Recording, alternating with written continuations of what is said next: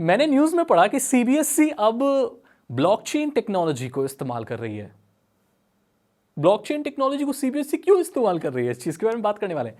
और ये ब्लॉकचेन होता क्या है, जाते जाते ये भी बता दूंगा, थोड़ा बहुत आसान भाषा में। देखो भाई, सीबीएसई अपने रिजल्ट्स को एक रिपोजिटरी में सेव करती है। 2016 से ये इन्होंने चला के रखा है। परिणाम मंजूषा करके इनकी एक रिपोजिटरी है, जहां पर जितने भी रिजल्ट्स पुराने वगैरह उनको स्टोर करके रखते हैं। आगे भी यार कोई अगर आ जाए भूला बिसरा कि सर मेरा सर्टिफिकेट खो गया है, तो भाई होना चाहिए ना रिकॉर्ड। ऐसे थोड़ी कि भाई हमने पास होकर चले गए, बाद में लोग आ रहे सर मैं पास हुआ था, बोला नहीं तुम पास नहीं हुए थे, तुम तो फेल हुए थे, तुम तो पढ़ लिखे। एक रिकॉर्ड होता है, राइट। अब ऑनलाइन डेटाबेस रजिस्टर अलग अलग लोगों के तरीके होते रखने के। अब इन्होंने एक नई चीज अनाउंस की है कि भाई हम ब्लॉकचेन इस्तेमाल कर रहे हैं, जितने भी रिजल्ट्स हैं उनको डिलीवर करने में टेम्पर प्रूफ रहेंगे, कोई बीच में मैनिपुलेट नहीं कर सकता, हैक नहीं कर सकता रिजल्ट को। और जो इनके एग्जाम के रिजल्ट सर्टिफिकेट होंगे वो बच्चों तक भाई बिटकॉइन जैसी जिस टेक्नोलॉजी पर काम करता है ब्लॉकचेन पे, उसी टेक्नोलॉजी पे काम करेंगे। अब ब्लॉकचेन टेक्नोलॉजी होती क्या है और ये क्यों इस्तेमाल में ली जाती है? डीएलटी क्या होता है? Distributed ledger technology. So basically blockchain distributed ledger technology ही है। ब्लॉकचेन डिस्ट्रीब्यूटेड लेजर टेक्नोलॉजी है। ये क्या होता है? देखो भाई, जो बिटकॉइन बना वो क्यों चल पाया? क्योंकि ये सभी लोगों का है। कोई इसका एक मालिक नहीं है कि भाई मेरा है बिटकॉइन, सारे मेरे हैं। कोई सोचो, कोई ऐसा इंसान जो कोई करेंसी को बना रहा है, जैसे अगर मैंने बिटकॉइन को बनाया तो मैं तो अपनी मर्जी से अब कितने भी बिटकॉइन छाप सकता हूं, क्योंकि मेरी करेंसी है, मैंने बनाई है। जैसे आरबीआई चाहे तो कितने भी नोट छाप सकती है इंडिया में। तो इस दुनिया में गरीबी क्यों है? हमारे पास किस चीज की कमी है? नोट, पैसे की। तो पैसे तो छप सकते हैं, कागज खत्म थोड़ी हो गए, इंक भी खत्म नहीं होगी है।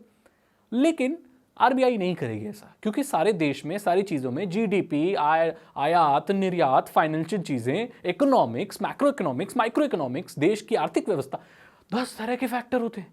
उसी हिसाब से करेंसी आपको प्रिंट करनी होती है। कुछ नियम होते हैं, कुछ ऐसे नियम होते हैं जो सारे देश मानते हैं।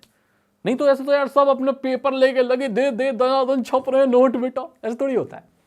तो एक नियम से बंधे हुए हैं, सब लोग आपस में जुड़े हुए हैं। ऐसे ही बिटकॉइन जिस पे काम करता है, ब्लॉकचेन टेक्नोलॉजी पे, इस पे जितने भी ट्रांजैक्शन हो रहे होते हैं वो सभी लोगों के लेजर में रिकॉर्ड होते हैं।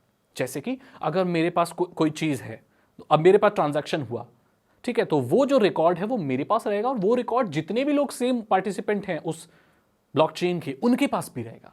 तो अगर हैकर मेरे यहां से हटा दे उसको या चेंज कर दे, बाकी जगहों पे तो वो रहेगा, तो वो पकड़ा जाएगा कि भाई ये कुछ हुआ है, और वापस वो रिपेयर हो जाएगा अगर एडवांस्ड है तो। सो कोई भी चीज टेम्पर नहीं की जा सकती, बीच में एडिट नहीं की जा सकती, चेंज नहीं की जा सकती। अब क्योंकि जो बिटकॉइन टेक्नोलॉजी वो ब्लॉकचेन पर काम करती है, तो कोई अपने आप से बिटकॉइन नहीं बना सकता। जैसे सातोशी नाकामोटो या कोई भी आए, भाई मेरे बिटकॉइन है 10 बिटकॉइन बना रहे, ऐसे नहीं बना सकता।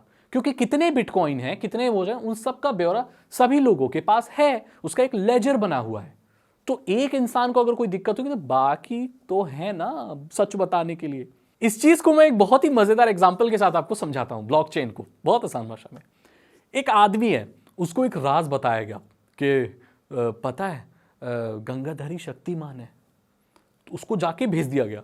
फिर सारे लोग आए दूसरे देश में, पूछ रहे तुम क्या राज लेके आए हो। एक ही आदमी है वो बोलेगा कि तुमको पता है हैरी पॉटर ही चुना हुआ आदमी है।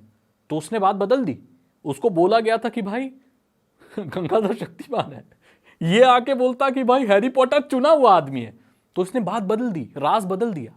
वही है, अगर 10 लोगों को ये राज बताया जाए, कि 10 लोगों को बुला के बोला जाए पता है गंगाधरी शक्तिमान है, अब उनको भेजा जाए किसी दूसरे देश, तो सब पूछेंगे, तो भाई सारे थोड़ी करप्ट होंगे। पहला आदमी आया 10 में से, वो बोले क्या? बोले पता है हैरी पॉटर ही चुना हुआ आदमी है। पीछे खड़े 9 आदमी बोल रहे हैं अबे हैरी पॉटर की तो बात ही नहीं हुई थी, गंगाधरी शक्तिमान है, ये तो राज की बात है, 9 लोग है।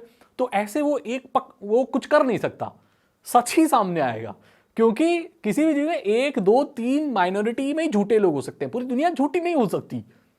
तो ये बात है, इसी चीज पर ब्लॉकचेन टेक्नोलॉजी काम करती है कि अगर कोई ट्रांजैक्शन फ्रॉड हो गया या कुछ हो गया तो वो एक जगह पे हुआ है, एक ही पार्टिसिपेंट में हुआ है, बाकी जितने भी लोगों के पास उसके रिकॉर्ड हैं वो तो असली हैं, इसलिए इसमें फेरबदल नहीं की जा सकती, इसलिए इसको बीच में टेम्पर नहीं किया जा सकता। इसीलिए ये टेक्नोलॉजी एकदम फुल प्रूफ है। अब शायद जयपुर, पुणे और बेंगलुरु में इसके नोड्स बनाए गए हैं और उन्हीं के थ्रू भाई ये जो उनका रिजल्ट वगैरह वो डिलीवर होगा। अब ऐसे ही जैसे मैंने आपको एग्जांपल दिया, इस रिजल्ट को मैनिपुलेट नहीं किया जा सकता। अगर एक सर्वर पे कहीं पे मैनिपुलेट कर भी देते हैं रिजल्ट को, क्योंकि डिजिटली दिया जा रहा है रिजल्ट लोगों को, ऑनलाइन डाउनलोड कर सकते हैं रिजल्ट जो भी है, तो बाकी जो पार्टिसिपेंट है उनके लेजर में तो लिखा हुआ है ना कि भाई घनश्याम को 50 नंबर आए थे। तो घनश्याम अगर अपने 100 कर देगा तो बाकी सारे रिकॉर्ड में पकड़ा जाएगा, वो तुरंत रिप्लेस हो जाएगा, भाई इसके 100 आए नहीं, इसके तो 50 आए, घनश्याम झूठ बोल रहा भाई। तो ये है ब्लॉकचेन टेक्नोलॉजी। इसीलिए ये बहुत जगहों पर इस्तेमाल होती है जहां पर आपको डेटा स्टोर करके रखना है, हैक होने से, टैंपर होने से बचाना है, जैसे ये रिजल्ट डिलीवर करना है। और भाई गंगाधर शक्तिमान है। सही बात है। बहुत अच्छा लगा मुझे ये सुनकर कि भाई सीबीएसई अब ऐसी मॉडर्न टेक्नोलॉजी का इस्तेमाल कर रहा है, अच्छी बात है। अगर आपको ये वीडियो अच्छी लगी तो इसे लाइक करें, अपने दोस्तों के साथ शेयर करें। साइबर सिक्योरिटी और इथिकल हैकिंग में इंटरेस्ट है तो डिस्क्रिप्शन चेक करें, 299 रुपीज़ के 3 इथिकल हैकिंग कोर्सेज हैं जो आसान भाषा में आपको इथिकल हैकिंग सिखा देंगे। मैं मिलता हूं आपसे अगली वीडियो में। Thank you so much and good bye.